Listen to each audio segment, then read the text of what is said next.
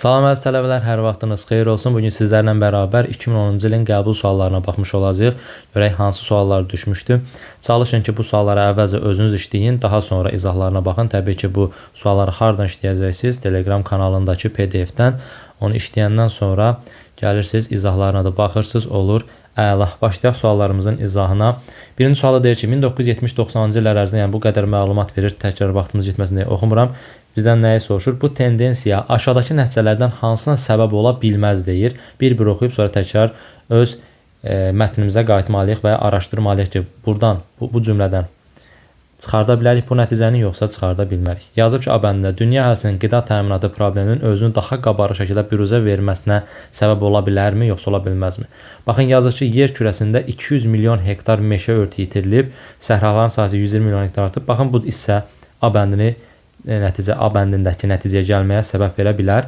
180 milyard ton əkinə yararlı torpaq qatı məhv edilib. Əgər əkinə yararlı 180 milyard ton, 180 də deyə bilmirəm, 180 milyard ton torpaq qatı məhv edilirsə, deməli qida təminatında problem özünü mütləq şəkildə göstərməlidir.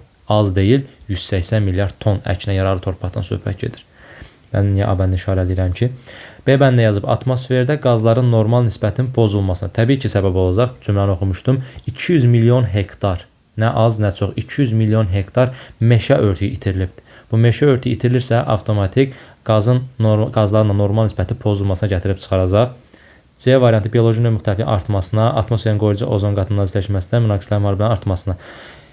Y bəndi saxlayım, D bəndi də var burada. Atmosferin qoruyucu ozon qatının nazikləşməsi. Təbii ki, yenə meşə örtükləri itirilirsə, ozon qatı nazikləşəcək, çünki oksigen qazı azalır.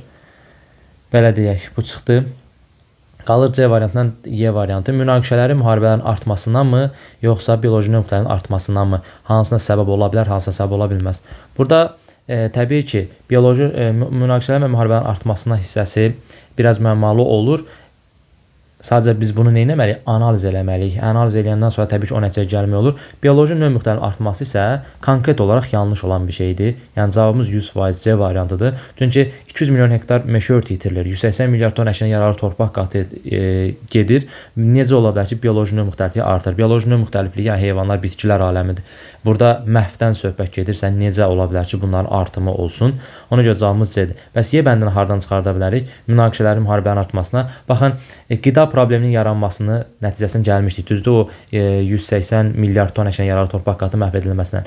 Eyni zamanda 1,1 milyard nəfər artmışdı dünya əhalisi və 2030-cu ildə 10 milyarda çatacaqdı bir cümləsi də verdi. Yəni burada bir-birinə tərs mütənasiblik olduğuna görə, yəni insan sayı artır, əkinə yararlı torpaqlardır, meşələrdir, sahələr azaldığına görə, yenə münaqişə və müharibələr də qaçınılmaz olur. Ona görə Y bəndində bu tendensiyada buna səbəb ola bilər. Amma bioloji nöqtənin artmasına səbəb ola bilməz. Keçdik ikinci suala. Verilən sözlər cütünə analoji əlaqəni tapın deyir. Natamam olanı təhlükə və qorxu verir və inamsızlığı soruşur bizdən. Təhlükə, qorxu əmələ gətirirsə, aldanma da inamsızlıq əmələ gətirir. Birbaşa variantdan gedək. Əməkdaşlıq inamsızlıq gətirməz, təvəkkülkarlıq inamsızlıq gətirməz, sağlamlıq, yəni bu ümumiyyətlə müsbət mənada olan sözlərdir. Təlaş da yenə həyəcan gətirər, inamsızlıq yox. Cavabımız oranı B variantı. Aldanma isə insanda inamsızlıq yaradır. Qanuna uyğunluğu müəyyən edin və sual əvəzinə uyğun olan variantı seçin deyir. Üçüncü sualda ox işarəsindən göstərir ki, bu dairədən bu dairədəkilər alınır. Biz digərinə baxmalıyıq, yəni hamısına üçünə arzu formada baxmırıq. Deməli, 2-dən eyni mövqedə 5-ə baxıram. 7-dən eyni mövqedə 15-ə baxanda görürəm ki, 2-yə vurur, üzərinə 1 gəlir. 7-ni 2-yə vurdu, üzərinə 1 gəldi. 3-ü 2-yə vurdu, üzərinə 1 gəldi. Bəli, deməli, eyni mövqedə olan ədədləri 2-yə vurub, üzərinə 1 gəlir, növbəti hissəni almış olur. Mən də 8-i 2-yə vurub, üzərinə 1 gələcəm, 17. 4-ü 2-yə vurub, üzərinə 1 gələcəm, 9. 17-i 2-yə vurub, üzərinə 1 gələcəm, 35. 12-i 2-yə vurub, üzərinə 1 gələcəm, 25 eləyəcək. Cavab variantımız 17, 9, 25, 35 oldu. B variantı. Keçdik 4-cü suala. Qanuna uyğunluğu müəyyən edin və sual əvəzinə uyğun olan variant arzulıqlar mövzusuna aid bir sualdır. Artıb azalan arzuluq gördüyümə görə deməli nə etməliyəm buna? 2-2 baxmalıyam. İlkin olaraq təbii ki, belə ayırıb alınmasa təbii ki, başqa formada da yoxlayacağam. Rəqəmlərin cəmi ola bilər, ümumi buradakı kvadratlar və yaxud da ki, kublarla bağlı və yaxud da ki, ədədlərin bir-birinin cəmi ilə bağlı ola bilər. İndi yoxlayaq. 356-dan 343-ə nə qədər enir? 13 azalır. 343-dən 332-yə 11 azalır. 32-dən 23-ə 9 azalır. Hə, burada artıq bir ardıcılığı gördüm. 13 azaldı, 11 azaldı, 9 azaldı. İndi neçə azalmalıdır? 7 azalmalıdır. 323-dən 7 çıxanda eləyir 316. Bu birinci ardıcılığımızdır. Doğru tapmışıq. İkinci ardıcılığımız isə 19 artdı. Yenə 19 artdı. Yenə 2 buradan, yenə 19 artdı. Ancaq 19 artırdı gedir. Buradan da 19 artsa 3 buradan, 16 da oradan 516 eləmiş olur. Cavabımız olur 316, 516. 2 dənə ardıcılığı bir formada salıb, biri artan, biri azalan hissəni gördüm deyə 2-2 baxdım və biri azalan ardıcılığı idi. 13, 11, 9, 7 deyə, digəri isə 19 arta gedirdi. Gəldik 5-ci suala. M, N, P, Q, R, S və T X-in anasıdır, xalasıdır, qardaşıdır, bacısıdır, arvadır, atasıdır və qızıdırlar. Bu qızıdırlar gördüm, yadıma düşdü. Bu test bir hissədə də qarşıma qızlarıdır formasına düşmüşdü. Çıxmışdı daha doğrusu, qızlarıdır. Yəni bu qızlarıdırlarlar bəzi tələbələri çaşdırır ki, burada 2 dənə qız var. Belə olan kimi saya baxın. Baxın 1, 2, 3, 4, 5, 6, 7 nəfər var burada. Təbii ki, X-dən söhbət getmir. X-in xalasından, anasından söhbət gedirsə, bunu da sayırsan 1, 2, 3, 4, 5, 6, 7. Yəni qızlarıdır verəndə ümumi cümlənin uyğun gəlsin deyə cəm formasına verilib deyə elə yazmış ola bilər. Qızlarıdır və ya qızıdırlar deyəndə, yəni çaşmayın. Bir dənə qız var burada. Çaşqınlıq yaradır sizdə sayın. Yəni sayla olan şeydə saydıq burada 7 nəfərdirsə, bu da 1, 2, 3, 4, 5, 6 qızlarıdır deyəndə, yəni bir dənə götürülməlidir. Oradakı larlər, qızların 2 dənə olması yox, ümumi ana, xala, qardaş, bacı, arvad, ata var deyə o formada qeyd olunur. Bunu da demiş olum. Yazır ki, P ilə Q eyni cinsin nümayəndələridir. Lap yaxşı, bizə hənsəsə bir kömək eləmir. M ilə N müxtəlif cinsin nümayəndələridir. Bu da hənsəsə bir konkret cümlə deyil. S M-dən öncə anadan olub. Gəldik bir dənə bax bu hissəyə. Yazır ki, M ilə Q bacıdırlar. Tez araşdırırsan görün, burada kim bir-birindən bacı ola bilər? Qızlarıdır, yox, bir dənə qız olduğuna görə, yəni bunun bacısı yoxdur. Bu vəziyyət yaranmır. Sadəcə X-in anası və xalası hissəsində bacı vəziyyəti yaranmış olur. Mən artıq buradan 100% bilirəm ki, M ilə Q X-in anası və xalasıdır. Amma ondan əvvəlki, cümlədə yazırdı ki, Q X-in anası deyil. Q əgər X-in anası deyilsə, onda nə idi? Xalasıdır. Elə üzərini düz yazmışıq. Q elə nə oldu? X-in xalası oldu. M isə anası olmuş oldu. Yenə deyirəm, M ilə Q bacı olanda ancaq ana və xala orada bacı vəziyyəti yarada bilərlər. Q də X-in anası olmadığına görə xalası oldu, M də anası olmuş oldu. Sonra qaydırıq əvvəlki cümlələrin birinə. Burada yazmışdı ki, S M-dən öncə anadan olub. Bu S kim ola bilər ki, onun anasından əvvəl anadan olsun? Xalası zaten tapılıb, ola bilərdi o, amma tapılıb. Qardaşı ola bilməz təbii ki, bacısı da ola bilməz təbii ki, sonra arvadı ola bilməz. Bir ehtimal ola bilərdi, amma ehtimalın qarşısını almaq üçün yazmış ki, X-in arvadı öz həmyaşıdıdır. Ola bilərdi, düşünərsiniz ki, bəlkə özündən böyük bir xanımla evlənib. O ehtimalın qarşısını almaq üçün zaten bu cümləni vermişdi. Daha sonra qızı təbii ki, ondan böyük ola bilməz. Bir dənə qalır kim? Atası. Deməli, S bu X-in nə idi? Atasıdır. Çünki anasından böyük ola bilən yeganə şəxs burada indiki vəziyyətdə atası ola bilər. Bunu qeyd edəndən sonra bir də əvvəlki cümləyə baxıram. Yazmış ki, M ilə N müxtəlif cinsin nümayəndələridir. Cins olaraq ayırsam, burada görərəm ki, sadəcə qardaş və ata kişi cinsindəndir. Yerdə qalan ana, xala, bacı, arvad, qız hamısı qadın cinsindəndir. Mən artıq atanı tapmışam. Getdi. Kişi cinsindən bir dənə qardaş qalıb və belə bir cümlə verir ki, M ilə N müxtəlif cinsin nümayəndələridir. M bu X-in nə idi? Anasıdır. Bu qadın cinsindədirsə, N-in də onun nəyi olacaq? Qardaşı olacaq. Niyə? İki kişi cinsi var idi. Biri getdi, biri qaldı. Mən buradan da müəyyənləşdirirəm ki, N nədir bunun? Qardaşıdır. Burada müəyyənləşdirdiyim bu oldu. M onun anasıdır, Q xalasıdır, S atasıdır, N də qardaşıdır. Yerdə qalan deməli M, Q, sonra S, N. S, N tapıldı. P də R-dir, T-dir. Qaldı P, R və T. Bunlar haqqında ümumi məlumat verilmədiklərinə görə bir dənə P ilə bağlı burada vermişdik. P ilə Q eyni cinsin nümayəndələridir. Q xala idi, P də bilmirəm kimdir. Yəni eyni cinsin nümayəndəsi olması hər hansısa bir işarə göstərmir bizə, yol göstərmir bizə. Yerdə qalıb kim? Bunun bacısı qalıb, arvadı qalıb, bir də qızı qalıbdır. Deməli, sən müəyyənləşdirə bilməzsən ki, bu P, R, T, bacı, arvad, qız olaraq hansılardır? Keçirik suallara. Yazır ki, aşağıdakilərdən hansı mütləq doğrudur? Yazır ki, R X-in bacısı deyil. Hardan bilin, bəlkə bacısıdır. Yəni, bu üçü qalıb, buradan da bu üçü qalıb. Ola da bilər, olmaya da bilər. Yəni, bu mütləq doğrudur deyə bilmərik buna. P X-in qızıdır. Yenə də mən P haqqında bir məlumatım yoxdur. Bacısı da ola bilər, arvad da ola bilər, qızı da ola bilər. N və R müxtəlif cinsin nümayəndələridir. Bax, N-i tapmışam. N kimdir? Onun qardaşıdır, yəni kişi cinsindəndir. Artıq R kim olursa olsun, ya bacı olsun, ya arvad olsun, ya qız olsun, fərqi yoxdur. Bilməsən belə, hansı olsa da 100% bilirəm ki, o N-lə cinsləri müxtəlif olmuş olacaq. Biri kişi cinsindən, biri də qadın cinsindən olacaq. Cavabımız olur C variantı. P S-in qızıdır. Bu ümumiyyətlə P S-in qızına gedir. S gəlir kimə? Ola da bilər, olmaya da bilər məsələsi var da. Yəni əgər X-in bacısı olsa, o zaman S-in qızı ola bilərdi, amma dəqiq bilmirik axı onun bacısı yoxsa yox. T X-in arvadıdır. T X-in arvadıdır.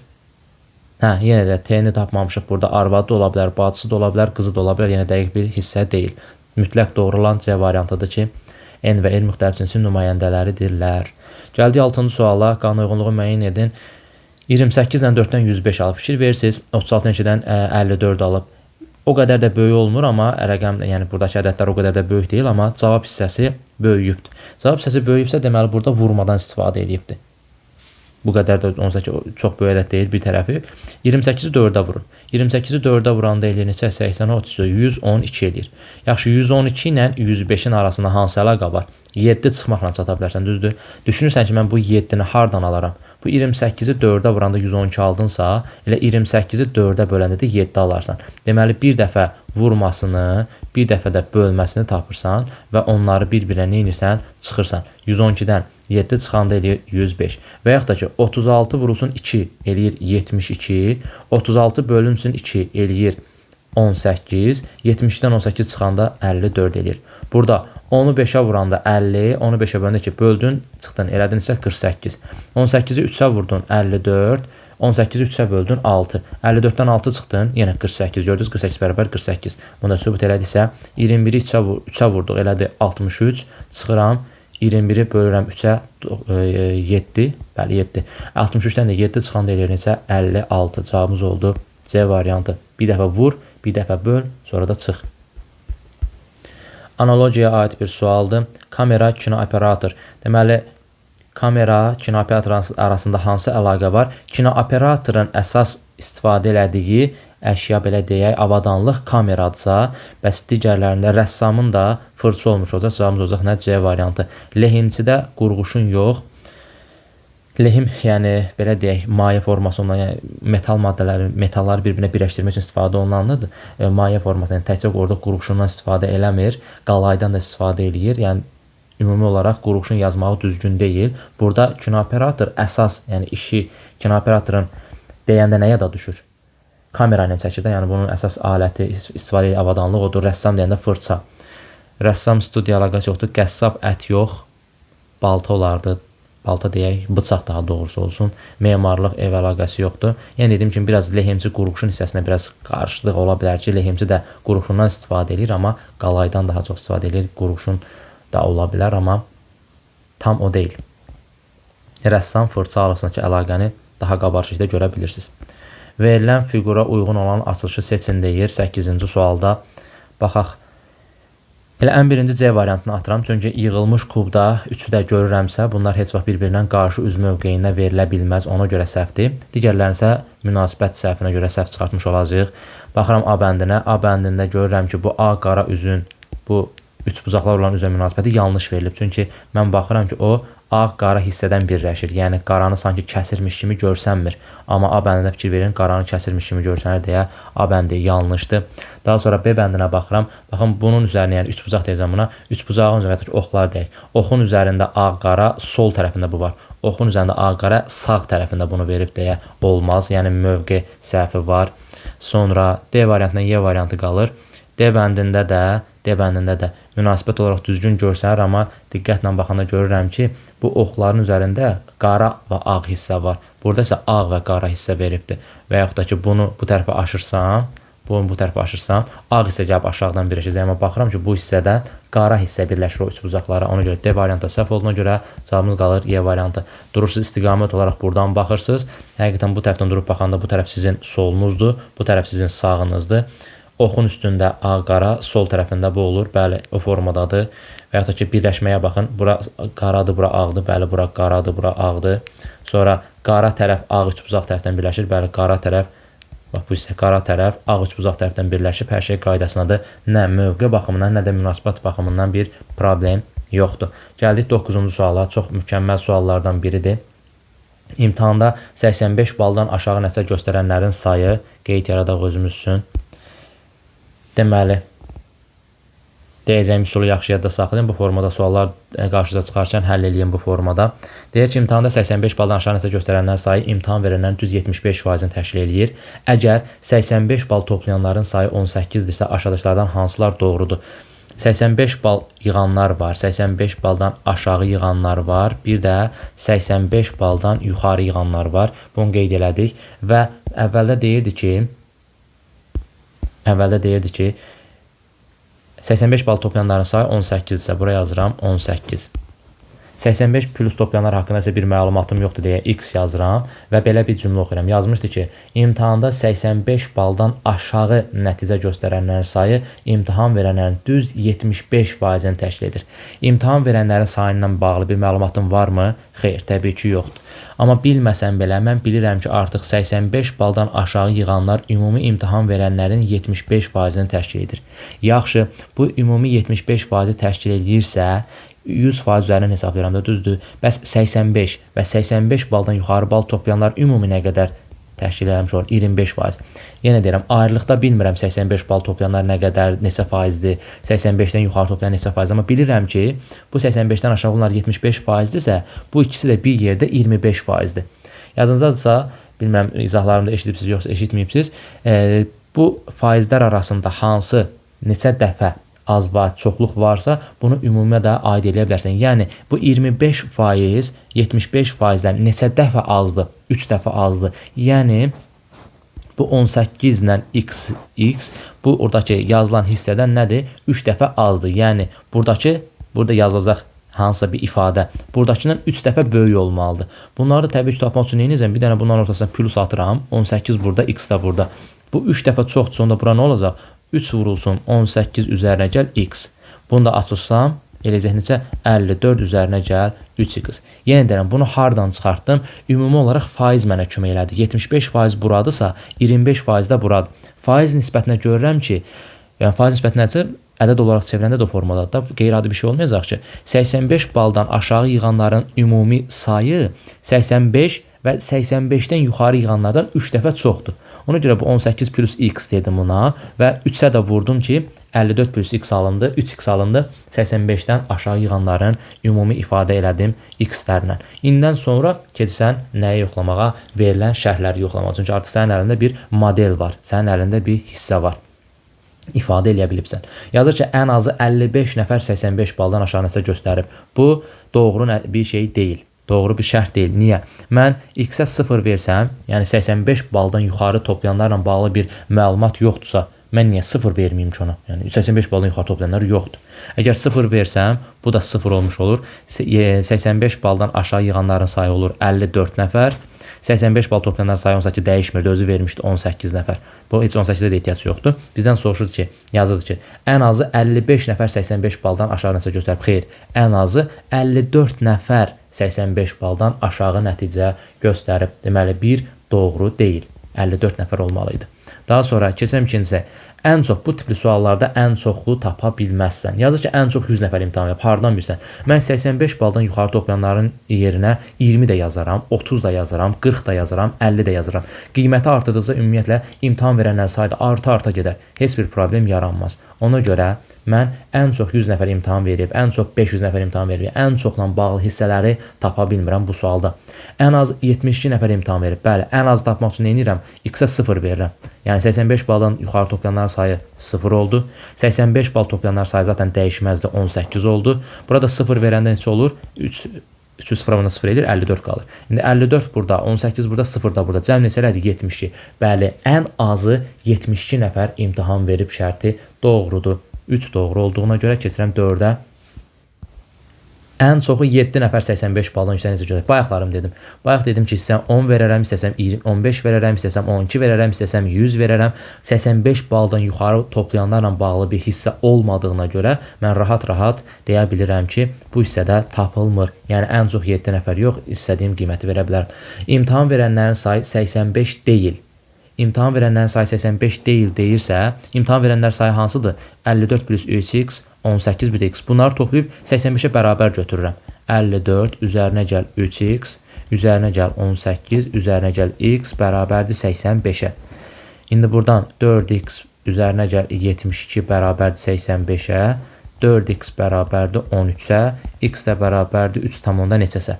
Deməli, həqiqətən də imtahan verənlərin sayı 85 deyil. Niyə? X nə ilə ifadə edir? Nəyi ifadə edirdi? 85 baldan yuxarı yığanlar. 85 baldan yuxarı yığanlar necə 3 tamamda neçə ola bilər ki? Mümkündürmü bu? Xeyr, mümkün deyil. İnsan sayından söhbət gedir deyə olmaz. Deməli, 3, 5 doğru olan hissələrdir. Cavabımız olur hansı variant? B variantı. Belə bir qəşəng sual. Əsas məsələ bu faizlər üzərindən oynamaq idi, işləmək idi ki, 3 dəfə çox olan hissəni aydınlaşdırıb daha sonra davamını gətirəsən. 10-cu suala keçdik. Qanunauyğunluq nədir burada? Şəkillərin hərəkət istiqaməti, hərəkət trayektoriyası ilə bağlı bir sualdır. Misal üçün, smaylikə baxıram, buradadır, sonra qalxdı yuxarıya. İndi desəz ki, aşağıdadır, yəni zigzag var, bir o küncdə, bir bu küncdə, o deyil. Çünki davamının da gəlib burada olmalıydı. Məsələ nədir? Burada yolu bitdiyinə görə qalxıb yuxarıya, indi gəlib ortada dayanmalıdır, növbətdə düşür aşağıya. Yəni növbəti şəkilə baxın ki, sizə çarşıdız olmasın. Zaten variantların heç birində o küncdə verməmişdi o smayliki. Ortada olmayan A-dır, B-dir, C-dir çıxır, elə Y də çıxır. Bizə dənə ortada olan var imiş ki, o da D variantıdır. Gəlin yoxlayaq. Başqa bir hissəni, misal üçün, olsun ulduzu yoxlayaq görə həqiqətən küncə düşürmü? Ulduz buradadır. Bir addım hərəkət edir buradadır. İndi bir addım hərəkət edib burada olmalıdır. Bəli, həqiqətən oradadır. Bir dənə də Ay yoxlayım. Ay buradadır. Deməli 1, 2, 3 addım hərəkət edir buradadır. İndi 1, 2, 3 addım hərəkət edir. 2 addım hərəkət elədi, sonra 1 addım hərəkət elədi. Bu ayın hərəkəti nə qəribə hərəkət edib? Ay işarəsi neçə addım hərəkət elədi? 1, 2, 3, üçüncüdədir. Daha sonra buradan 1, ikincidədir. Sonra 1, 2, üçüncüdədir. Hə, bir dəfə 3 gedir, bir dəfə 2 gedir, bir dəfə 3 gedir. Çox qəribə adlaması var. Sonra bu dairəyə baxsam necə hərəkət edir görək. Buradadır. Bir addım hərəkət edir buradadır. Yolu bitdiyinə görə qalxıb yüksək, yəni ən birinci yerdə olmalıdır. Bəli, oradadır. Artıq bir neçəsini yoxladıq. Doğrudur, hər şey cavabımız olur D variantı. Gəldik 11-ci suala. Anagram mövzusuna aid bir sualdır. A variantı vəzifədir. B bəndi polkovnikdir. C bəndi leytenantdır. D bəndi generaldır. General. Y bəndi isə mayordur. Mayordur, polkovnikdir, leytenantdır, generaldır. Bunlar elə vəzifələrdir, rütbələrdir.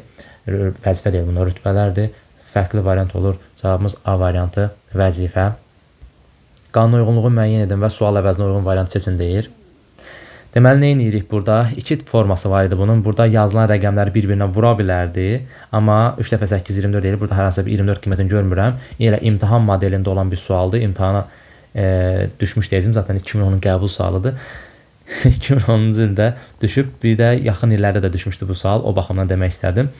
3, 8, 4, 6-nın cəmi neçə eləyir? 11, 15, 21 eləyir. 2, 7, 8, 3-ün cəmi 9, 17, 20 eləyir. 1, 5, 5, 6-nın cəmi neçə eləyir? 17 eləyir. 6, 2, 0, 7-nin cəmi, 7-nin də təbii ki, nəzarəsi burada 15 eləyir. Bəs buradakılar 23 eləyir. Bura sualdır hələ ki. Sonra bu 19 eləyir. Burada 17 eləyir. Diqqətlə baxın. Bu son əvvəlki ilə bir neçə il bundan qabaq düşən qəbulda da elə bu formada düşmüşdü. Buradakı ədədin müqayisəsi 2 vahid azdır. Buradakı ədəd 2 vahid azdır. Buradakı ədəd buradakından 2 vahid azdırsa, onda burada 20-dirsə, burada neçə olmalıdır? 22 olmalıdır ki, bu hissədəki ədədlərin hamısı bu hissədəki ədədlərdən 2 vahid kiçikdir. Özü də aşağıdan yuxarıda belə bir müqayisə olunur. Bunun bu hissəsindən bunun bu hissəsi, bu hissəsindən bu hissəsi, bu hissəsindən bu hissəsi və bu hissəsindən də bu hissə müqayisə olunur. 20-ci cəmin olması üçün bura nə lazımdır? 5 lazımdır, 15, 17 var. 5 də lazımdır ki, cəm eləsin neçə? 22 keçdik 13-cü suala. 13-cü sualda qalıqlarla bağlı məsələdir. Yəni bunu bəzi misallarda, testlərdə 0 ilə verə bilir, bəzilərində isə defis ilə verir, fərqi yoxdur. 22-yə tam bölünür deyə defis yazılıbdır. 22 6-ya böləndə qalıq 4 alınır deyə bura 4 yazılıbdır. 15 6-ya böləndə qalıq 3 yazılır deyə 3 yazılıbdır və s. 45-i mən bölməliyəm 6-ya ki, bu sual çəsin yerinə hansı qalıq düşəcək onu tapım. 45-i 6-ya böləndə 7 dəfə 6 42 edir, qalığa isə 3 düşmüş olur. Cavabımız olur Y variantı. Gəldik 14-cü suala.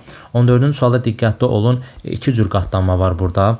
Yəni bir şəkil yuxarıdan aşağıya qatlanıb. Yəni bu yəqin ki düz bucaqlığını görə bilirsiniz. Zaten yuxarıda ən sonuncu oradan qatlanmışdı. O düz bucaqlığını birinci açmağa çalışın. Yəni hələ ki üç bucağı unuduram. Sırf düz bucaqlı hissəsinə fokuslanmışam. Düz bucaqlı hissəsinə fokuslanıb bunu yuxarıya açanda hansı hissə alınır onu çəkəcəm. Deməli bu xəttləri itirək. Yəni birinci deyə buradan yuxarıya qaldırmalısan. Yuxarıya qaldıranda bunu qırıq-qırıq xəttlərlə göstərim ki daha yaxşı görəsiniz. Deməli burada bir kəsik olduğuna görə burada da bir kəsik hissəsi yaranmış olacaq. Çünki üç bucağın bax bu hissəsində aşağıda da kəsik varsa yuxarıya da kəsik mütləq düşməlidir. Sonra şəklin bu hissəsində yarım kvadrat varsa yuxarı qalxanda yenə yarım kvadrat olmalıdır. Bir də burada yarım dairə varsa yenə kəsik olaraq bura yarım dairə düşməlidir. Baxaq görə variantlarda elə bir səhv olan hissə varmı? Bəli, var. D bəndində baxın bu hissədə belə bir kəsik var. Eyni zamanda B variantında onu gördüm. Yadda saxlayın, o kəsik bunu nəzərdə salmaq istəyir. Xeyr, o içdədir, daxildədir. Yəni ortada bax belə bir üç bucaq yaratmış olur. Aşağı hissəyə baxanda görürəm ki, bura tam düz bir kvadratda, heç bir kəsik falan yoxdur. Yuxarıya qalxanda, yəni ən üst üzdə, xərqdə, tərəfdə heç bir kəsik olmamalıdır. B variantından D variantına görə səhvdir. Y bəndinin səhvinə baxın. Burada gözümə dəydi. Bu hissədə açılma verməyib. Yəni bu hissə də ağ olmalıydı. Y bəndə ona görə səhvdir. Yəni tək tərəf verib, yəni bu yuxarı qalxarsa bunun simmetrik olan hissəsi hanı? Qalır cavabımız A variantından Y variantı. Digər isə üç bucaq hissəsindən asılıdır. Üç bucaq hissəsi biraz çaşdırıcı görsənir. Niyə? Bu kvadrat, yəni daha doğrusu düz bucaqlı yuxarıdan aşağıya çevrilibdir ya, o sizin beyninizi biraz qarışdırmış kimi görsər, amma siz ona fikir verməyin. Sanki elə bir onu yuxarıya açdınız, yerdə qalır üç bucağınız. O üç bucaq da hansı üç bucaqdır? Söhbət bax bu üç bucaqdan gedir. Bu üç bucaqdan gedir. Sən o üç bucağı nə etməlisən? Açmalısan bu formada geriyə. Yəni dediyim kimi, baxın bu qara hissə var. Bu qara hissə sizi çaşdırmasın. Onu artıq görməzdən gəlin. O yuxarıya qaldırdığınız düz bucaqlığın hissəsidir. Onun heç bir aidiyyəti yoxdur. Yəni burada belə bir qəribə kəsik görsənir. Yəni o qəribə kəsiyin də yenə bura heç bir aidiyyəti yoxdur. Sadəcə yuxarıdan aşağıya qatlanma var deyə indiki məqamda elə görsənirsiniz. Sadəcə üç bucağa fokuslanın. Üç bucağa fokuslananda bu küncdə bir kəsik olduğunu görürəm. Deməli bu hissəyə də gəlib nə olmalıdır? Bu hissədə bir gəlib kəsik düşməlidir. Yəni bu formada belə bir kəsik olacaq burada. Daha sonra buradakı üç bucaq varsa, təbii ki gəlib burada bir dənə bu formada bir üç bucaq düşməlidir. Eyni zamanda ortada bir dairə varsa, yəni bu yarım dairə tam olaraq açılmalıdır. Bir də bu hissədə yarım kvadratlik kəsik varsa, o da gəlib bu hissəyə belə düşməlidir. Baxıram C variantında həmin o kəsik hissəni verməmişdi deyə yanlışdır. Çıxıram, cavabımız qalır nə? A variant. A variantda həqiqətən hər şey bu üç bucaq da yerinədir, bu kəsik də yerinədir, bu üç bucaq da yerinədir, bura tam dairədir, bura yerindədir, hər şey qaydasındadır deyə A variantında heç bir problem yoxdur. Gəldik 15-ci suala. Yazır ki, Günay, Ramiz, Sevinç, Orxan, Namiq və Aytən yarışmada iştirak etdilər. Lap yaxşı. Hər bir iştirakçıya hər mərhələdə bir sual verilir və hər mərhələdə yalnız bir iştirakçı sualı düz cavablandırmadı və yarışmanı tərk elədi. Yəni bir sualdan sonra, yəni hansı hər sualdan sonra daha doğrusu bir nəfər tərk eləmiş olur. 1, 2, 3, 4, 5, 6 nəfər var burada. Hər ehtimala qarşı 6 yazaq. Yazır ki, Günay və Ramiz ən azı 3 suala cavab verdilər. Ən az 3 suala cavab verdilərsə, deməli 3 və 3-dən yuxarı hissəyə yazılmalıdır Günay ilə Ramiz. Bizdən nəyə soruşur? Onlardan yarışmanın ikinci tərk edən kim oldu? Həmişə də sizdən soruşan hissəyə baxın, fokuslanın. Cavabı daha tez tapmanıza kömək olacaq. Sevincə 2 sualdan çox verilmədi. Əla. Yazır ki, sevincə 2 sualdan çox verilmədi. Buradan hansı nəticəyə gəlirsən? Sevincə ya 1 sual verilib, ya da 2 sual verilib. Çünki 2 sualdan çox verilməyibdir. Amma arxasınca da yazmış ki, burada Namiq Sevincdən tez yarışmanı tərk etdi. Fikir verin. Deyir ki, Sevincə 2 sualdan çox verilmədi. Sən avtomatik düşünürsən ki, Sevincə ya 1 sual verib, ya 2 sual verib. Arxasınca da bu cümləni oxuyursan ki, Namiq Sevincdən tez tərk elədi. Namiq Sevincdən tez tərk elədisə, Sevinç 1 suala təbii ki, cavab verə bilməz. Ona görə 2 olur. Namiq neçə olur? Namiq birinci yerə. Yəni sən 100% Namiqi birinci yerə yazmalısan. Sevinci ikinci yerə yazmalısan ki, Namiq Sevincdən yaxşı tez tərk eləmiş olsun. Eyni zamanda Sevinç də 2 sualdan çox verilməsin. Ya Sevinç artıq ikinci tərk edən olur. Elə bizdən də soruşurdu ki, yarışmanı ikinci tərk edən kim oldu? Sevinç oldu. A variantı olmuş olur. Günay Orxandan çox suala cavab verdi. Orxan Ramizdən əvvəl çıxdı, Aytəndən çox suala cavab verdi. Yəni bunlar isə yuxarı hissələrin işidir. Bizə ikinci tərk edən lazım idi. O da ki, Sevinç olmuş oldu. Bunun başqa bir formasında isə, sualında isə soruşurdu ki, yarışmada axıra qalanlar kimlərdir? Burada yarışmada axıra qalanlar Orxan Ramizdən əvvəl çıxması, Aytəndən çox suala cavab verməsi, Günay ilə Ramizin ən az 3 suala cavab verməsi hissəsində var. Deməli, ən az Yəni 3-dən yuxarı, 3 və 3-dən yuxarı olduğuna görə elə sona qalan 2 iştirakçını soruşurdu. Günayla Ramizi cavabı olurdu həmin sualda da. Gəldik 16-cı suala. Qanun uyğunluğu müəyyən edin. Bunu əksər tələbə görür və səhv elədiklərini də müşahidə eləmişəm. Diqqətli olmaq lazımdır. Çox sadə testlərdəndir. Yəni bu niyə səhv olsun ki? Baxın, bu ox istiqaməti sağ yuxarıya baxır, indi hara baxır? Sol yuxarıya baxır. Bu sağ sol aşağı baxır, indi hara baxır? Sağ aşağı baxır. Bir istiqamət yerlərini dəyişsə, deməli bu nə edirsən bunu? 90 dərəcə geri fırlatsan. Sadəcə baxın, bu şəkli, ümumi bax bu formada olan şəkli 90 dərəcə fırlatdın, oldu bu formada. Oxların istiqamətinə də fikir verə bilərsiniz. Deməli nə edirəm? 90 dərəcə geri fırladıram. İndi mən də bu verilən şəkli 90 dərəcə geri fırlatsam, hansı şəkil alınır? Təbii ki, A variantdakı şəkil alınmış olar. Bax bu 90 dərəcə fırlananda sol tərəfə baxır, bu 90 dərəcə fırlananda sağ tərəfə baxmış olur. Bəli, A variantında həmin formanı vermişdi. Sadəcə 90 dərəcə geri fırlat, bitdi. 17-ci sualda KLMNF dostdurlar. Onlardan biri həkimdir, digəri müəllimdir, üçüncüsü mühəndisdir və dördüncüsü sürücü və beşincisi menecerdir. Nə qədər imiş bunlar? K menecer ya mühəndisdir, M müəllim deyil. Bizdən yenə də həmişə sual səsinə baxmaq lazımdır ki, fokuslana biləsən ki, mən hansı istiqamət üzərində gedirəm. M-in peşəsini söhbət edir. Yazıram bura M. Yazır ki, K ya menecer ya da mühəndisdir. Mənim nəyimə lazımdır K? M müəllim deyil. Bax, M müəllim deyilsə, tez yazıram ki, bu müəllim deyil. Davamda yazır, yalnız M və F qadındır. Deməli, bunlardan M ilə F qadındır. Deyirsiniz ki, bunun nə dəxli var verilməsinə, amma davamını oxuyun. Yazır ki, həkim qadın deyil. Buradan nə nəticə gəlsən? Əgər M ilə F qadındırsa, həkim olan şəxs də qadın deyilsə, deməli, M nədir? Yazacım qadın deyil. Həkim deyil. Deməli, M həkim deyil. Niyə? Çünki M qadın idi. Nə olsun qadın idi? Qadın həkim deyildi. Yəni, həkim qadın deyildi, belə deyək. Ona görə M də həkim olmamış oldu. Biraz yanıltmaca oxşaya bilər. Mühəndis və sürücü kişidir. Yenə də bu cümlə bizim köməyimizə çatır. Baxın, mühəndislə sürücü kişidir, amma M qadındır.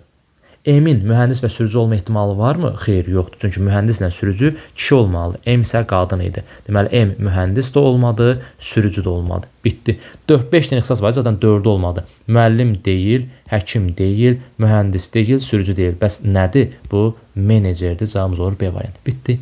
Gəldik 18-ci suala. Qanuna uyğunluq nədir? Burada 4 dənə, burada 3 dənə, burada 2 dənə. Burada 5 dənə, burada 4 dənə, burada 3 dənə.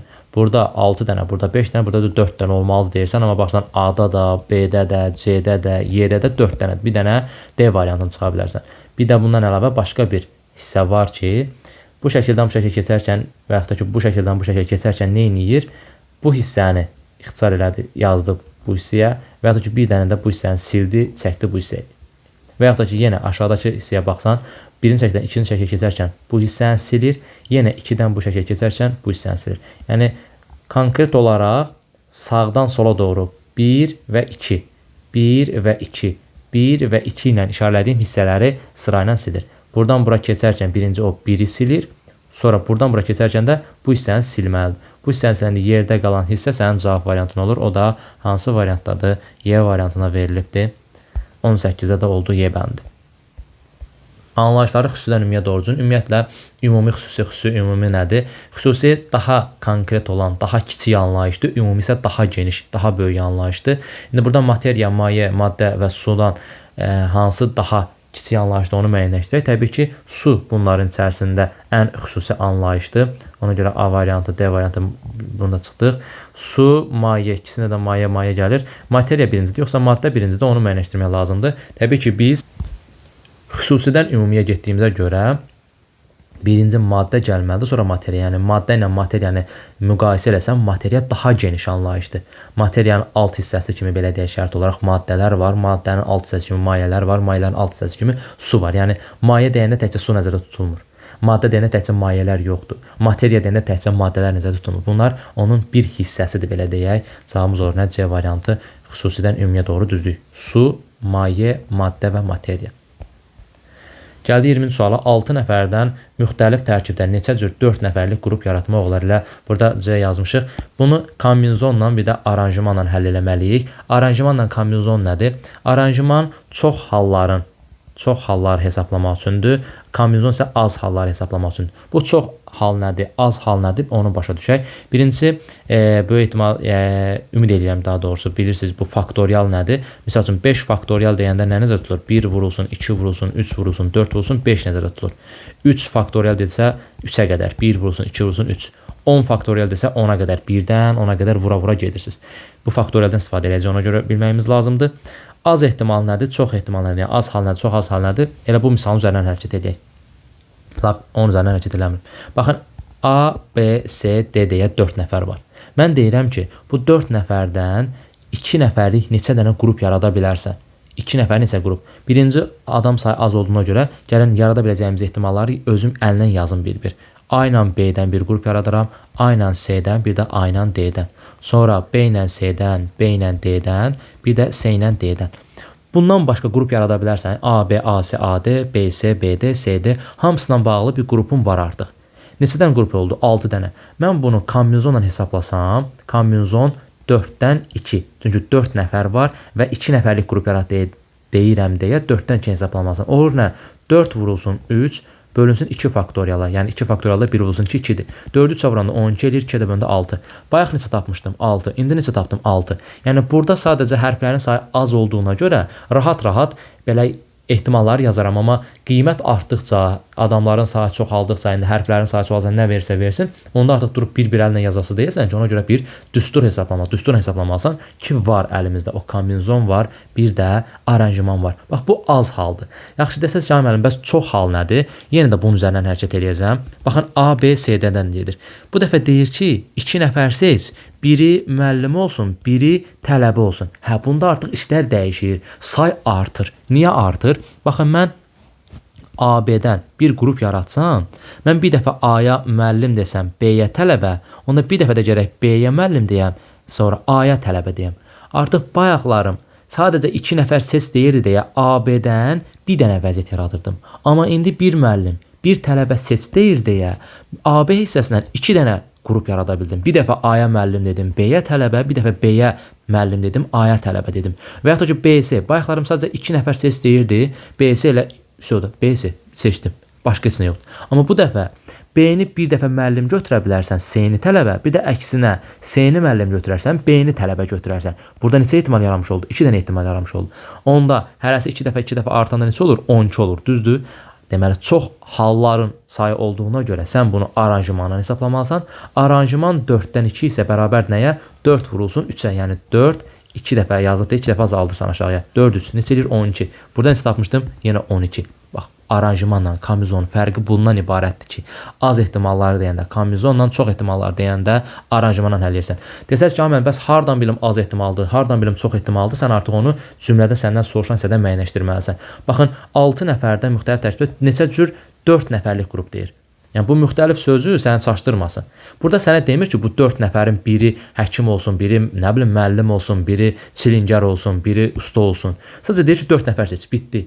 Əgər ayrım eləsə, yəni həmin şəxslər arasında xüsusiləşdirmə eləsə, hə, onda çox sayı almış olur. Amma indiki məqamda sadəcə deyir ki, 6 nəfərdən 4 nəfərlik qruplar necə düzəldərsən? Yəni A, B, C, D, E, F. 6 nəfər var, 4 dənə qrup düzəltməlisən. 4 nəfərlik qruplar.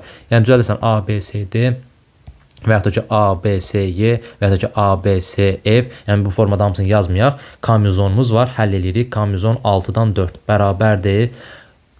Kombinezon həll olunda kəsir var mütləq ki, kəsirin sürətinə yazırsan 6 vurulsun, 5 vurulsun, 4 vurulsun, 3. Məxrəcinə də yazırsan 4 faktorial. Yəni 1 vurulsun, 2 vurulsun, 3 vurulsun, 4. Bunlar hardan çıxır? Kombinezon həll qaydasını bilməlisin, yəni yadda saxlaması riyaziyyatdan. Birincisi indi öyrənin. Baxın, 6-dır, düzdür. 6-dan başlayır. Burada neçə yazılıb? 4. Yəni 1, 2, 3, 4 dənə rəqəm görənə qədər düşürtməlisən 6-nı aşağıya doğru. Yəni 6 vurulsun, 5 vurulsun, 4 vurulsun, 3. 6-dan 3 yazsaydı yazardım 6 vurulsun, 5 vurulsun, 4. 6-dan 2 yazsaydı yazardım 6 vurulsun, 5. 6-dan 1 yazsaydı sadəcə yazardım 6. Niyə? Çünki burada yazılan ədəddən aşağıya yəni 1 dənə düş deyir, 2 dənə düş deyir, 3 dənə düş deyir. İndi bizə də 4 dənə düş deyir. Mən də ona görə 6, 5, 4, 3 deyə düşdüm aşağı. Sürətində, məxrəcində isə burada hansı rəqəm yazılırsa, 4 yazılıb indi, həmin ədədin, həmin rəqəmin faktorialı olmuş olur. Faktorialda bayaqlarım dedim necə həll olunur. 4 faktorial 1-dən 4-ə qədər ədədlərin hasilidir. Rəqəmlərin hasili. Burada 3 vuraq 4 ilə 3 vuraq 4 ixtisar gedir. 6 dəfə 5-in 30 eləyir. 2-yə də böləndə 15 eləyir. Deməli 6 nəfərdən müxtəlif tərkibdə neçə cür 4 nəfərlik qrup yaratmaq olar? 15 dənə cavabımız olur. Hansı variant? A variantı. Burada əgər desəydi ki, 6 nəfərdən müxtəlif tərkibdə neçə cür 4 nəfərlik qrup yaratmaq olar və 4 nəfərlik qrupda da biri müəllim olsun, biri tələbə olsun, biri usta olsun, biri də nə bilim nə olsun, fəal olsun, belə ayrım eləsəydi, hə o zaman nə edəcəkdin sən? Hesablamanı dəyişəcəkdin aranjmana. Bu dəfə komizon altdan 4 yox, aranjman altdan 4 tapacaq. Nə olur deyicinə? 6 vurulsun, 5 vurulsun, 4 vurulsun, 3 bərabərdir 30, 120, 120 çevrəndə 360. Aranjmanla hesabdan görün neçə dənə qrup yaratmaq olur? 360 dənə vəziyyət yaratmaq olur. Təbii ki, bunları bir-bir yazmaq olmur ki, aranjman və ya komizonu həll etməlisin. Ümid edirəm ki, artıq aranjman nədir, komizon nədir? Sizdə bir təəssürat yarandı. Zaten növbəti hissələrdə aranjmanla komizon olan sualları da görmüş olacaqsınız. Gəldik açıq suallara. 5 dənə açıq sualımız var. Aşağıdakı diaqramda göstəricilərə görə dövlət ali məktəblərə qəbul olanlar ali məktəblərə qəbul olanların neçə faizini təşkil edir deyə bir sual var. Birinci analiz eləyək diaqramımızı. Qəbul olmayanlar var 70%. Bu bizə aid deyil, önəmli deyil.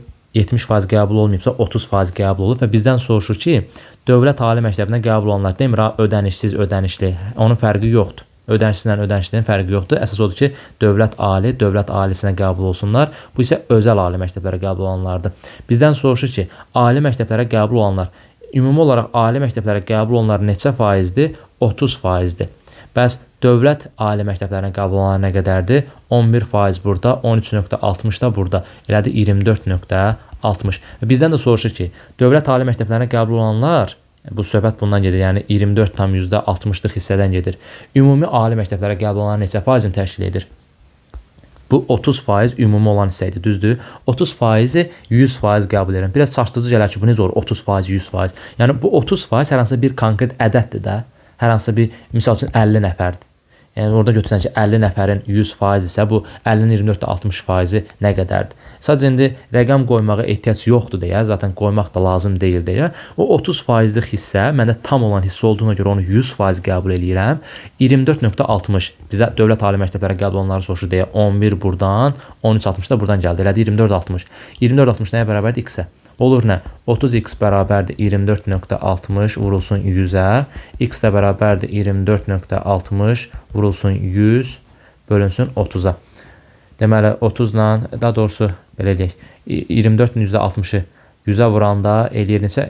246. Daha doğrusu 2460. 2460-ı da 30-a böləndə, bu 0-a gedir. 246 3-ə böləndə neçə eləyir? 8, 2, 82%. Deməli, dövlət ali məktəblərinə, yəni ödənişsiz fərqi yoxdur, qəbul olanlar, yəni bu qırmızı hissə ilə yaşıl hissə, ümumi buradakı hissənin 82%-ni təşkil eləmiş olur. Gəldi 22-ci suala. Əkildikdən sonra ağacın böyüməsi qrafiki verilibdir. Qrafika görə 8 ildən sonra ağacın hündürlüyü neçə metr olacaq? Qrafik sualları çətin suallar deyil, sadəcə qrafiki anlamaq lazımdır və anlamaq da məncə o qədər çətin bir şey deyil. Baxın, əkilərkən boyu nəzərdən qaçırdılar əksərən tələbələr. Onu yaddan çıxartmayın. Yaddan çıxartmamaq üçün baxan kimi misala yazın ki, əkilərkən bunun boyu 1 metrdir. Bunu yaddan saxlayın ki, yazın ki, daha doğrusu yaddan çıxmasın. Sonra baxıram qrafikin hərəkət istiqamət trayektoriyasına. Buradan, yəni 0-dan qalxır hara qədər? 4-ə qədər. Bura. Yəni 4 il müddəti keçdi və bitkinin boyu buradan qalxdı. Buradan bitirsə, yəni kəsişmə nöqtəsindən artıq bitmiş sayılır. Bu tərəfə çəkirsən, baxsan ki 4 oldu. Deməli, bu 4 il müddət keçdi. Bu 1-dən 4-ə qədər böyüdü. 1-dən 4 metrə qədər neçə metr böyümüş oldu? 3 metr böyümüş oldu. Nə qədərə? 4 ilə. Kənardan yazırsan ki, 4 ilə bu bitki 3 metr böyümüş oldu. Bizdən də soruşur ki, 8 ilə nə qədər böyüyər, ağacın hündürlüyü. Nə qədər böyüyər demir ha. Nə qədər böyüyər deyəsə, onda əkilərkən boyu nəzərə almırsan. Amma burada səndən soruşur ki, 8 il sonra ağacın hündürlüyü neçə metr olacaq? Demir ki, nə qədər artım olacaq. 4 ilə 3 metr artırsa, onda 4 ilədən, yəni növbəti 4 ilədə yenə 3 metr artacaq. Artıq oldu 4 il, 4 il. Neçə elədir? 8 il. 8 ilə nə qədər artmış oldu? 6 metr artmış oldu. Bəs boyu nə qədər oldu? 1 metrdə bunu yaddan çıxartmamız əkilərkən öz boyudur. 6-nın üstünə 1 gəlsən yerinizə 7 metr. Yəni cavabı 6 götürsən səhv olacaq. 7 metrdir. Çünki səndən ümumi uzunluq neçə metr olacaq onu soruşur. Gəldik 23-cü suala hesab əməllərinə aid bir sualdır. Fikir versə burada heç bir rəqəm verilməyibdir. Aşağıdakı hissələrdən bu boşluqları tapa bilərəm təbii ki. Bu birbaşa düşdüyünə görə aşağıya 2-ni qeyd edirəm. 2-nin üzərinə 0 gələ bilərəm ki, 2 ilə bitsin. Başqa heç bir ədəd yoxdur ki, məsəl üçün 1 gəlsən 3 eləyəcək, 2, 3, 4, hansını yoxursa yoxlayın. Maksimum 9 var. 9 yoxlasan belə 11 eləyir. Yadda qalan heç bir şey olmadığına görə bu hissədə bilirəm 100% 0-dır. 2-nin üstünə 0 gəlmə 2 elədi. Yadda heç nə qalmayıb. Onda bura 7 olmalıdır ki, 7-nin üstünə 3 gəlmə 10 eləsin. Üstünə 8 gəlmə 18 eləsin. 8 yazıram 1 yadda. 1, 3, 4 elədi. Bura 3 yazım, yox. 2 yazım ki, 6 eləsin. Bir də yadda 7 var idi. Ona görə 2 yazmalıyam. 7, yadda heç nə qalmadı. Burada neçə yazmalıyam? 7 yazmalıyam ki, 1 ilə 7-nin cəmi eləsin 8. Artıq bu qiymətlərin 1722, 1230 və 738 olduğunu müəyyənləşdirdim. Bundan sonra baxanda görürəm ki, Y, Z, X və V, D, J hissəsində heç bir qiymət verilməyib. Heç bir qiymət verilməyibsə, əsas məsələ yük nəyin üzərinə düşür? J-nin üzərinə düşür. Artıq qiymət verməyə başlayırsan J-yə. Hansı qiymət ala bilər, hansı qiymət ala bilməz, analiz edirsən. Yaxşı, bəs bunu necə analiz edək deyə sual verirsinizsə, bir qiymətindən başlayırsan. Təbii ki, bir qiyməti verə bilməzsən, çünki biri bu 3 rəqəmliyə vuranda 3 rəqəmli eləyər, amma burada görürəm ki, 1722 alıbdır. Olmaz. Avtomatik neçə verirsən? 2 qiymətin verirsən. 2 qiymətin verən kimi 1722-ni bölürsən 2-yə, bu YZX neçəsə onu tapmış olursan. Həmişə. Yəni J-yə qiymət verən kimi birinci alınan hissə 2 vurulsun YZX 1722 eləmir, eləyir. O zaman 1722-ni 2-yə böl. Yazıram 1722 bölünsün 2-yə. Bu eləyir 8 dəfə, çıx 16, 12, 6 dəfə çıx 12, 1 dəfə 861. Yazıram bura 861. Bunu yazmaqdan məqsədin nədir? Bunu yazırsan ki, görüm növbəti hissələrdə bu 1230 vəziyyətini ala bilirəm yoxsa yox. Yəni D-yə hansı qiyməti verim ki, 1-ə vuranda axırı 0 ilə bitsin. Yəni belə bir ədəd yalnız 0-ın özü ola bilər, amma 0-ı 861-ə vuranda elə 0 eləyəcək. Bu 1230-u ala biləcəkmi oradan? Xeyr, ala bilməyəcək. Ona görə deməli J-nin 2 qiyməti düzgün bir qiymət deyil. Təbii ki, bu heç bir kömək olan hissə olmadığına görə sürət şəkildə hamısını yoxlamaq məcburiyyətində 3 baxımından 1, 7, 8, 10, 12, 3-ə bölünən ədəddir deyə 1722-ni bölsən 3-ə. Bu edir 5 dəfə çıx 15, 2, 22, 7 dəfə çıx 21, 12, 4. 574. Tez yazıram bura 574. Artıq biraz sürətli işləmək lazımdır, görmək lazımdır. Bax, V-nin yerinə mən yaza biləcək bir qiymət tapmayacağam. Çünki mən neçəni 574-ə vurum ki, 738 eləsin. Yəni bu 2 dəfə də böyük deyil, nə də 1 dəfə böyük deyil. V-nin yerinə yaza biləcək bir qiymət olmadığına görə bilirəm ki, J-nin yerinə 3 də yaza bilməzsən. 4 qiymət necə? 1724-ə bölünmür deyə 4 yaza bilməzsən. 5-ə bölünmür deyə 5 yaza bilməzsən. Artıq onları sürətli keçirik. 4-ə niyə bölmədi? Son 2 rəqəmi 4-ə bölünmür deyə. 5-ə niyə bölmədi? Çünki sonu 0-dan 5-dən bitmir. 6 necə? 1722 bölünsün 6. 3 dəfə yox, çoxdur, 2 dəfə 6. 12, 5 elədi 52, 8 dəfə çıx 48, 42 elədi, daha doğrusu 4 elədi 42, bəli, bu da elədi 7. 287. Buraya yazıram 287, J-nin yerinə 6 olanda.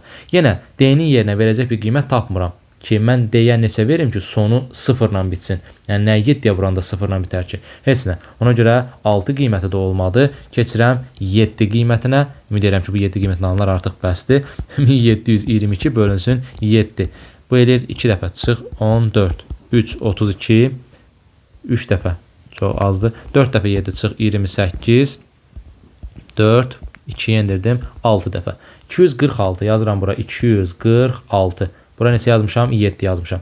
İndi 7 dəfə 246 1722 elədi. Bu hissə doğru. D-yə neçə verərəm? D-yə baxıram ki, 12 ilə bağlı olan bir hissə var deyə 6 qiymətdə verirəm, amma 5 qiyməti. 6 çox olacaq. 5 qiymətini versəm hər şey qaydasındadır. Çünki 0-la bitməlidir axı. 5-i 6-ya vurdum, 30 elədi. 0 yazıram, 3 yadda. 5 dəfə 4-ün 23 deyədə 23. 3 yazıram, 2 yadda.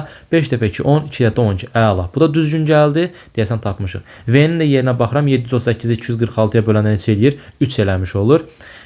3 dəfə 6, 18, 8 yazıram. 1 yadda, 3 dəfə 4, 12, 1 yadda 13, 3 yazıram. 1 yadda, 3 dəfə 2, 6, 1 dəfə 7, 1 də yaddaydı, 7. Bəli, doğru olmuş oldu. Cavabımız oldu. Hansı variant? Heç bir variant. Çünki açıq sual idi.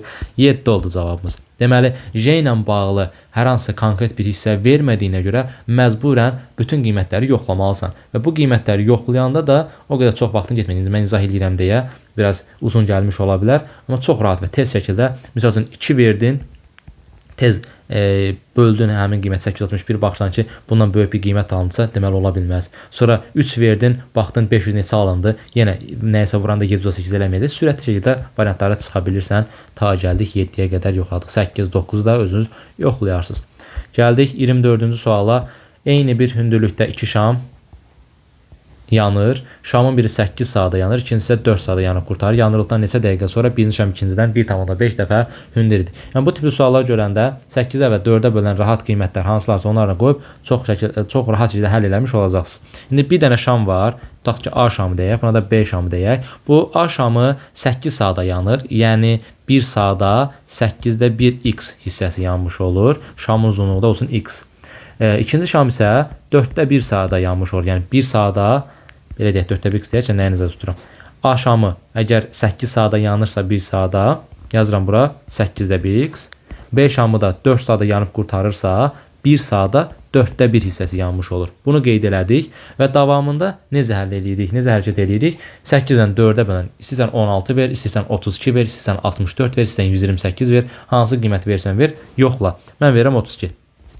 Şamın uzunluğu 32 olanda A şamı 8-də 1 hissəsi yanırdı, düzdür 1 saata. Yazıram bura 1-ci saat, bura yazıram 2-ci saat, bura yazıram 3-cü saat, lazım olsa 4, 5, 6-nı da yazarıq. 1-ci saatın sonunda 8-də 1 hissəsi yanandan sonra burada neçə santimetr qaldı? 28. Çünki 32-nin 8-də 1-i 4 santimetr. Yəni A şamı hər dəfə 4 santimetr yanır. B şamı isə hər dəfə 32-nin 4-də 1-i 8 santimetr yanmış olur. İndi 1-ci saatın sonunda 8 santimetr yandı. Burada nə qaldı? 24. İndi 28 ilə 24 arasında 1,5 dəfə fərq varmı? Xeyr. 28-24-ə bölsən 1,5 ala bilməzsən. Keçirəm ona görə 2-ci saata. 2-ci saatda yenə A şamı 4 cm əridi, yəni 8-də 1 hissəsi əridi, oldu 24. B şam isə 8 cm əridi, oldu 16. İndi baxıram 24 16. 1,5 dəfə varmı? Bəli var. 24-ü 16-ya bölsən 1 dəfə çıx 16, 8, 80 edir. Tam ayırsan bu da 5. 1,5 dəfə çoxdur. Həqiqətən 2 saat sonra neçə deməli birinci şam, ikinci şamdan 1,5 dəfə hündür idi. Cavabımız oranı 2 saat. Amma 2 ilə yazmırsınız. Bəzən tələbələr bunu da sürətli eləyirlər, yaddan çıxardırlar. Bizdən saatla soruşmur, dəqiqə ilə soruşur. 2 saatı da vurursan dəqiqəyə 60-a olur neçə? 120 dəqiqə. Yəni sən cavabın açıq suala 120 qeyd eləməlisən. Və nəhayət sonuncu sual, 25-ci sualda deyir ki, heç nə demir. Sual əvəzdən yazılacaq bir sən soruşur. X ilə Y-in cəmi 7z eləyib. Yazıram bura x plus y bərabər 7z. Bunu yazmamışdan qabaq fikir vermədim. Burada konkret bir hissə var. Z-in qiymətini tapaq, konkret sonra yazaram. Z ilə Z-in cəmi 6 verir. Cəmi də burada görsənir. Cəmi 6 verirsə, buradan Z-in qiymətini rahat şəkildə tapıram. Neçədir? Təbii ki, 3-dür. Z-in yerinə 3 yazanda 7 dəfə 3-ü neçə eləyir? 21 eləmiş olur. İndi yazıram. X üzərinə gəl, Y bərabərdir 21-ə. Bir də burada belə bir 3x olan hissə var. 3 üzərinə gəl, Y bərabər 3x-ə. 3 üzərinə gəl, Y bərabərdir 3x-ə. Belə 2 dənə əlimizdə tənlik varsa, nə etməliyəm mən bunu? Əvəz etmə üsulundan istifadə eləməliyəm. Çünki burada aşağıda görürəm ki, Y-in qiymətini çox rahat şəkildə əvəz eləyə bilərəm.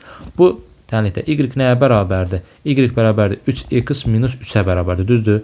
Gətirirəm, əvəz etmə üsulla Y-in qiymətini, bax, burada yerinə qoyuram. Olur nə? X üzərinə gəl, bu x-in özüydür. Y-in yerinə hansı ifadəni qoyuram? 3x minus 3-ü. 3x minus 3 bərabərdir nəyə? 21-ə. Buradan olur 4x bərabərdir 3 o tərəfə keçdi oldu 24.